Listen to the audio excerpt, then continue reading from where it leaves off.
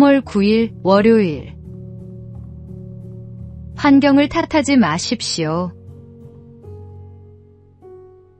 평생을 가난과 병고에 시달리며 그림을 그려야 했던 한국 화가 박수근. 그는 어린 시절 유복했으나 아버지의 사업 실패로 가세가 곤궁해지자 보통학교만 졸업하고 진학을 포기해야 했습니다. 그러나 이미 천부적인 재능을 보이기 시작한 그는 어려운 가정환경 속에서도 자연만을 벗삼아 그림을 그렸습니다. 독학으로 혼자 그림을 그리다. 처음으로 선전에 출품한 수채화 봄이 오다가 입선되자 자신감을 얻었습니다. 그러나 이후 3년간 낙선을 거듭했습니다. 그는 굴하지 않았고 그 다음 8년간은 출품할 때마다 연이어 당선되며 화가로서의 기반을 닦았습니다. 6.25 전쟁 중에는 미군 부대에서 초상화를 그리며 가족을 부양했습니다. 계속된 과음과 과로로 백내장에 걸려 수술을 받았고 잘못된 수술로 한쪽 눈을 실명하기도 했습니다.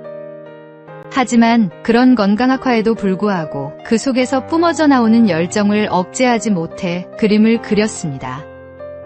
지금은 타계했지만 그의 열정은 그림 그리는 사람들에게 도전을 주었습니다. 환경을 탓하고 현실이 불가능하다는 이유로 꿈을 포기하지 마십시오. 꿈은 꿈꾸는 자에게 돌아옵니다. 오늘의 말씀. 너는 청년의 때에 너의 창조주를 기억하라. 오늘의 만나. 현실의 어려움 속에서도 포기하지 않고 꿈을 향해 나아가는 하루를 보내십시오.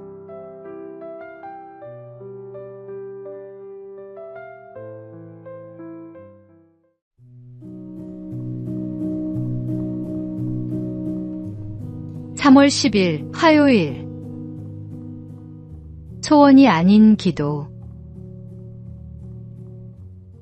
어릴 적 주말 아침이면 TV에서 디즈니 만화를 챙겨봤습니다. 백설공주나 신데렐라도 좋았지만 무엇이든 소원을 들어주던 램프의 요정 지니가 특히 인상 깊었습니다. 모래바람이 부는 사막 어딘가에 그가 실제로 살고 있을 거라 믿으며 집에 있던 주전자를 문질러 보기도 했습니다. 얼마 전 지니를 각색한 드라마를 보며 스스로에게 질문했습니다. 지금 내 앞에 지니가 나타나 3가지 소원을 묻는다면 무엇을 말할까? 어린 시절처럼 가벼운 소망은 떠오르지 않았습니다. 대신 명료하고 절실한 바람들이 떠올랐습니다. 전쟁과 폭력이 멈추는 세상, 기후 위기가 멈추는 지구, 그리고 주어진 생을 잘 살아내는 것. 문득 깨달았습니다. 이렇게 명료하고 간절한 바람을 성경은 소원이 아니라 기도라 부른다는 사실을. 소원은 이루어지길 기다리는 것이지만 기도는 그 바람에 합당한 삶으로 나를 이끄는 부르심입니다. 기도는 즉시 이루어지는 기적이 아니라 살아가는 동안 수없이 다짐하며 포기하지 않고 실천하는 간절함입니다. 소원을 들어줄 지니를 기다리기보다 오늘도 그 기도를 따라 살아가기로 합니다. 하나님께서는 우리의 기도를 들으시고 그 기도에 합당한 사람으로 우리를 빚어가시기 때문입니다. 오늘의 말씀. 쉬지 말고 기도하라. 오늘의 만나. 오늘 하루 기도의 응답을 기다리기보다 기도에 합당한 삶으로 응답하십시오.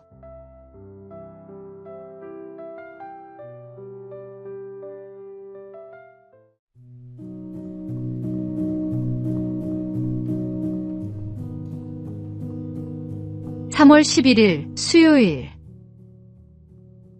체면보다 진실. 한 중견기업의 팀장이 있었습니다. 프로젝트 막바지에 치명적인 오류가 발견됐지만 그는 회의 자리에서 말을 꺼내지 못했습니다. 지금 말하면 내가 무능해 보일 텐데 라는 생각 때문이었습니다. 결국 일정은 그대로 진행됐고 출시 직후 시스템은 멈췄습니다.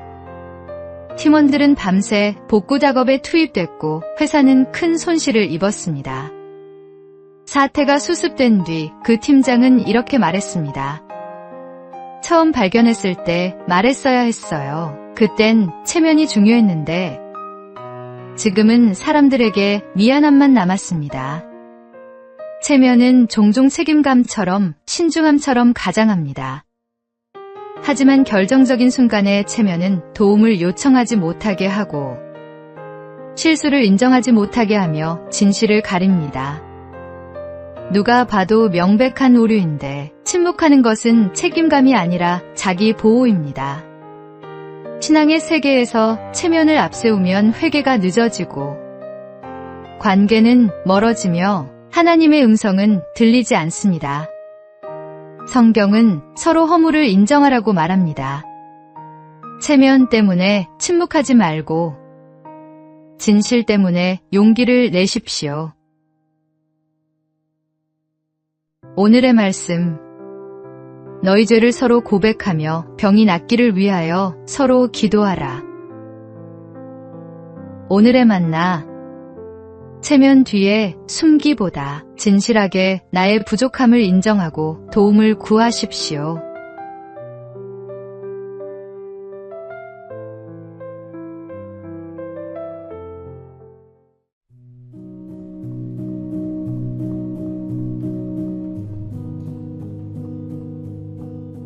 (3월 12일) 목요일.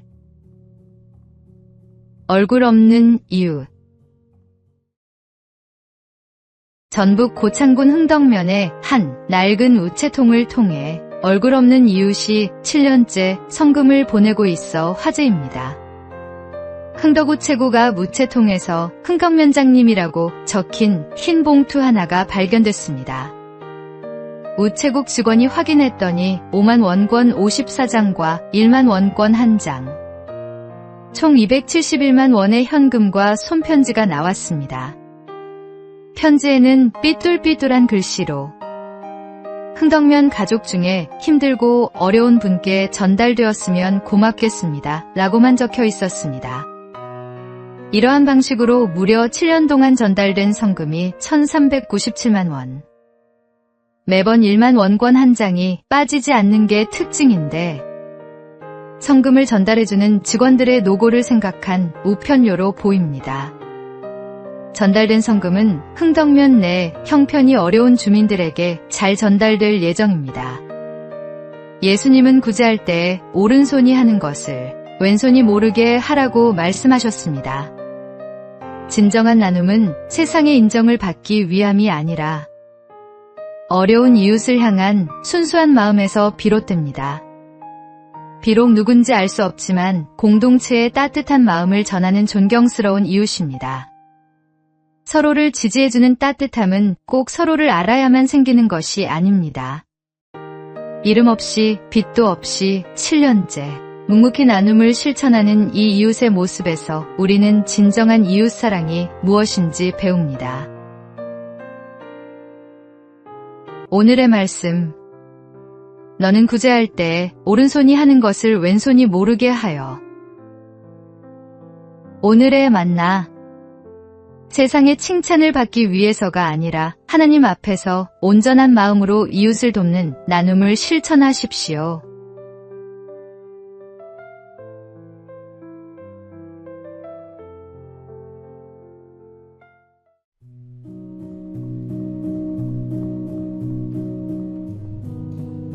(3월 13일) 금요일.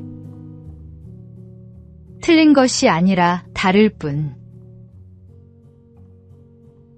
배우 차인표와 신혜라는 여러 인터뷰와 간증 자리에서 결혼과 가정에 대해 공통된 이야기를 반복해왔습니다.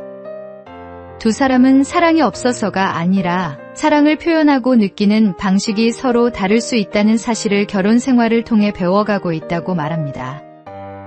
차인표는 한 방송에서 사람마다 사랑을 표현하는 방식이 다르다고 했습니다. 누군가는 말로 표현하길 원하고 누군가는 행동과 책임으로 사랑을 전한다는 것입니다.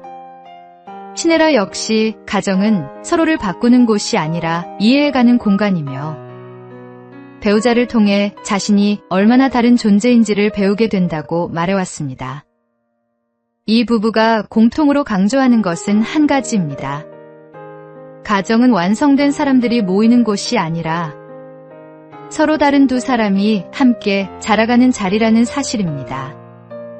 그래서 우리가 옳으냐, 상대가 틀렸느냐를 묻기보다 이 사람은 어떤 방식으로 사랑을 느끼는가를 계속 배워가야 한다고 말합니다. 행복은 생각보다 거창한 데서 오지 않습니다. 상대를 내 기준에 맞추려는 마음을 내려놓고 다름을 인정하는 순간 가정은 조금씩 숨을 쉬기 시작합니다. 틀린 것이 아니라 다를 뿐이라는 사실을 받아들이는 것. 그것이 오랜 시간 함께 살아온 부부만이 할 수 있는 담담한 신앙의 고백입니다. 오늘의 말씀.